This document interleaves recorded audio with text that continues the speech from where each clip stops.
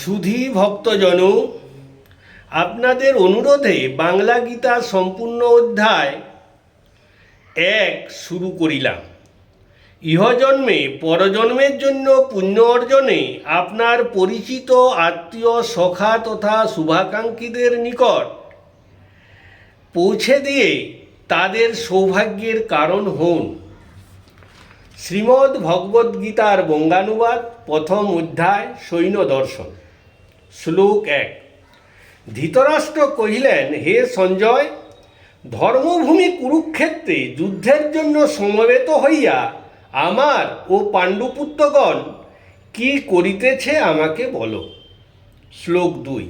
সঞ্জয় বলিলেন, রাজা দুর্যোধন পাণ্ডব সৈন্য সামন্তগণকে ব্যূহরচনায় ব্যস্ত দেখিয়া দ্রোণাচার্যের নিকট গমনপূর্বক বলিতেছেন।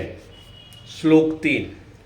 হে আচার্য দ্রোণাচার্য, আপনার শিষ্য ধীমান ধৃষ্টদ্যুম্ন কর্তৃক ব্যূহরচনায় ব্যস্ত পাণ্ডবগণের মহান সৈন্য সমাবেশ আপনি নিরীক্ষণ করুন। শ্লোক 4, 5 ও 6।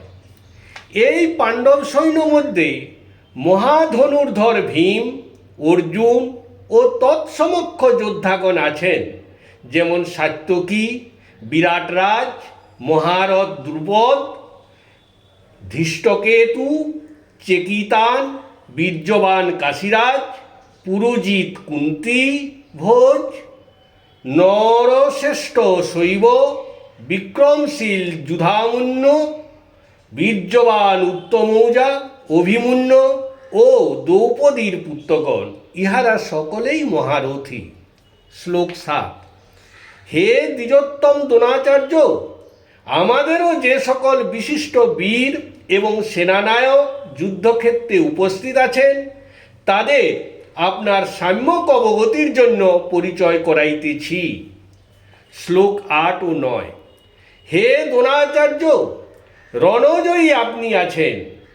আপনার সহিত আছেন ভীষ্ম, কর্ণ, কৃপাচার্য, অশ্বত্থামা, বিকর্ণ, সৌমদত্ত, ভূরিশ্রবা ও জয়দ্রথ, এবং ইহা ছাড়াও অনেকে আছেন যাহারা যুদ্ধ বিশারদ, নানা অস্ত্রশস্ত্র প্রহরণধারী বীর পুরুষ। এরা সকলেই আমার জন্য প্রাণ দিতে কৃত সংকল্প। শ্লোক 10। হে দ্রোণাচার্য, তা সত্ত্বেও ভীষ্মের দ্বারায় অভিরক্ষিত আমাদের সৈন্যবল অপর্যাপ্ত মনে হয়, যদিও ভীমের দ্বারায় রক্ষিত পাণ্ডব সৈন্যসমূহ পর্যাপ্ত মনে হইতেছে। শ্লোক 11। তাই আপনারা ব্যূহদ্বারে স্ব বিভাগ অনুযায়ী অবস্থানপূর্বক পিতামহ ভীষ্মকে রক্ষা করুন। শ্লোক 12। অনন্তর প্রবল প্রতাপ কুরুবিদ্ধ পিতামহ ভীষ্ম দুর্যোধনের মনে আনন্দ প্রদানের জন্য সিংহনাদ পূর্বক উচ্চৈস্বরে শঙ্খনাদ করিলেন। শ্লোক 13। আর তারপরেই শঙ্খ, ভেরী, মাদল, পটহ, রণসিংহ প্রভৃতি সহসা বাদিত হইল ও তুমুল শব্দ উদ্ভূত হইল। শ্লোক 14। এদিকে ভগবান শ্রীকৃষ্ণ এবং অর্জুন শ্বেতবর্ণ অশ্বযুক্ত মহান রথে অবস্থানপূর্বক দিব্য শঙ্খধ্বনি করিলেন। শ্লোক 15। হৃষিকেশ নিজের পাঞ্চজন্য, ধনঞ্জয় দেবদত্ত ও ভীমকর্মা ভীমসেন পণ্ড নামক শঙ্খ বাজাইলেন। শ্লোক 16। কুন্তিপুত্র রাজা যুধিষ্ঠির অনন্ত বিজয়, নকুল সুঘোষ এবং সহদেব মণিপুষ্পক নামক শঙ্খ বাজাইলেন। শ্লোক 17 ও 18। হে পৃথিবীপতে ধৃতরাষ্ট্র, উৎকৃষ্ট ধনুর্ধারী কাশীরাজ, মহারথ শিখণ্ডী, ধৃষ্টদ্যুম্ন, বিরাটরাজ এবং অপরাজিত সাত্যকী, দ্রুপদরাজ, দ্রৌপদীর পুত্রগণ এবং মহাবাহ সুভদ্রাতনয়, অভিমন্যু, ইহারা সকলেই পৃথক পৃথক শঙ্খধ্বনি করিলেন। শ্লোক 19। সেই সকল তুমুল শঙ্খনাদ ধরাতল এবং গগনমণ্ডলে প্রতিধ্বনিত হইতে লাগিল, যেন এই প্রতিধ্বনিতে ধৃতরাষ্ট্রগণের হৃদয় বিদীর্ণ হইতেছে।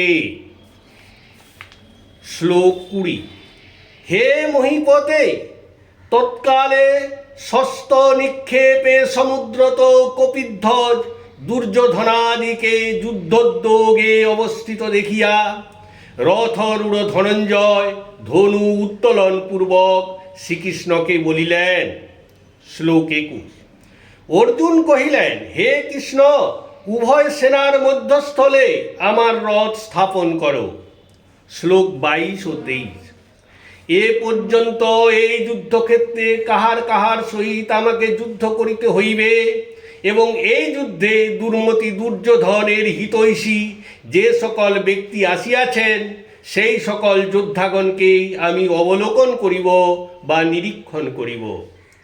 শ্লোক 24 ও 25। সঞ্জয় বলিলেন, হে ধৃতরাষ্ট্র, গুড়াকেশ অর্জুন এরূপ আবেদন করিলে সর্বেন্দ্রিয় নিয়ন্ত্রা শ্রীকৃষ্ণ উভয় সেনার মধ্যস্থলে তথা ভীষ্ম, দ্রোণ ও সমুদয় রাজন্যবর্গের সম্মুখে সেই উত্তম রথ স্থাপন করিলেন এবং বলিলেন, হে পার্থ, যুদ্ধার্থে সমবেত এই কৌরবগণকে তুমি নিরীক্ষণ করো। শ্লোক 26। অনন্তর অর্জুন ও তথায় উপস্থিত সেনার মধ্যে অবস্থিত পিতৃব্য, পিতামহ, আচার্য, মাতুল, ভ্রাতা, পুত্র, পৌত্র, সখা তথা শ্বশুর এবং সুহৃদগণকে দেখিতে পাইলেন। সেই শ্লোক 27। সেই কুন্তিপুত্র রণস্থলে অবস্থিত সেই সকল আত্মীয় বন্ধুগণকে দেখিয়া অতিশয় কৃপা পরবশ হইলেন এবং বলিলেন। শ্লোক 28। হে কৃষ্ণ, যুদ্ধার্থী এই সকল স্বজনগণকে সমবেত দেখিয়া আমার শরীর অবসন্ন হইতেছে, আমার মুখ শুষ্ক হইতেছে। শ্লোক 29। আমার শরীরে কম্প হইতেছে, আমার শরীরের রোমহর্ষিত হইতেছে, হাত হইতে গান্ডীব ধনু খসিয়া পড়িতেছে, আমার দেহের চর্মও দগ্ধ হইতেছে। শ্লোক 30। হে শ্রীকৃষ্ণ, আমি আর অবস্থান করিতেও পারিতেছি না, আমার মন যেন ভ্রমিত হইতেছে। হে কেশব, আমি কেবল বিপরীত ভাব বিশিষ্ট দুর্লক্ষণ সমূহ দেখিতে পাইতেছি। শ্লোক 31। হে কৃষ্ণ, যুদ্ধে স্বজনকে বিনাশ করিয়া শ্রেষ্ঠত্ব দেখিতেছি না, আমি বিজয় আকাঙ্ক্ষা করি না, আমি রাজ্য এবং সুখও চাহি না। শ্লোক 32, 33, 34। হে শ্রীকৃষ্ণ, যাহাদের জন্য আমাদের রাজ্য, ভোগ ও সুখ সকল আকাঙ্ক্ষিত, সেই সব আচার্য, পিতৃব্য, পুত্র এবং তদ্রূপ পিতামহ, মাতুল, শ্বশুর, পৌত্র, শালক এবং কুটুম্বগণ ধন ও প্রাণ ত্যাগ স্বীকার করিয়া যুদ্ধে উপনীত হইয়াছেন। হে শ্রীকৃষ্ণ, আমাদের রাজ্যেই বা কি প্রয়োজন, ভোগ এবং জীবনেই বা কি প্রয়োজন ইহাদের ধন ও প্রাণ নাশ করিয়া? হে মধুসূদন, যাহাদের দ্বারায় হত হইলেও আমি ইহাদিগকে বধ করিতে ইচ্ছা করি না। শ্লোক 35। হে জনার্দন, পৃথিবীর রাজত্বের নিমিত্ত তথা ত্রিভুবনের রাজত্বের জন্য দুর্যোধনাদিকে বধ করিয়া আমাদের কি সুখ লাভ হইবে বুঝিতে পারিতেছি না।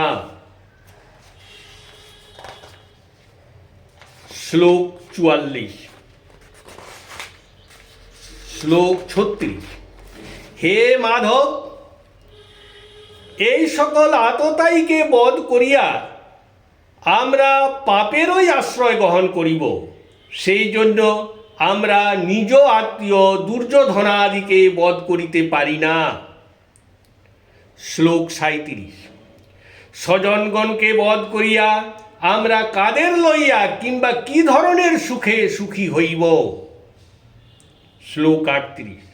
হে জনার্দন, যদিও ইহারা লোভাক্রান্ত চিত্ত, ইহারা কুলক্ষয়জনিত দোষ সম্পর্কে অজ্ঞ, এরা স্বজন বিরোধে পাতক হইয়াও নিজেদের দোষ এরা দেখিতে পাইতেছে না। কিন্তু আমরা কুলক্ষয়জনিত দোষ তথা স্বজন হত্যার পাপ হইতে কেন নিবৃত্ত হইব না বুঝিতে পারিতেছি না। শ্লোক 39।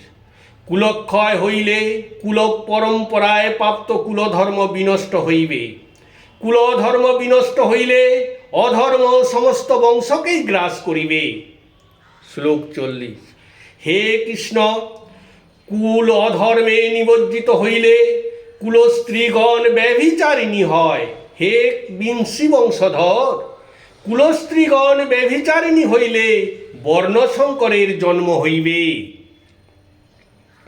শ্লোক 41। বর্ণশঙ্কর কুল ও কুলনাশকগণের নারকীয় কর্মের নিমিত্ত হইয়া থাকে। ইহাদিগের পিতৃগণ পিণ্ড ও তর্পণাদি হইতে বঞ্চিত থাকে, ফলে পিতৃপুরুষগণ নরপতিত হইয়া থাকেন। শ্লোক 42। কুলনাশকগণ এই রূপে বর্ণশঙ্কর সৃষ্টির কারক বলিয়া বিবেচিত হয়। এদের দোষে সনাতন বর্ণ ধর্ম ও কুলধর্ম নষ্ট হইয়া যায়। শ্লোক 43। হে জনার্দন, যাহাদের দ্বারায় কুলধর্ম বিনষ্ট হয় সেই সকল মনুষ্যকে চিরকাল নরকে বাস করিতে হয়, ইহা শোনা যায়।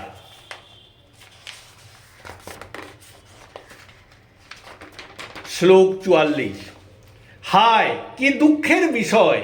আমরা মহাপাপ করিতে কৃত সংকল্প হইয়াছি, কারণ আমরা রাজ্য সুখ লোভে আত্মীয় বধে উদ্যত হইয়াছি।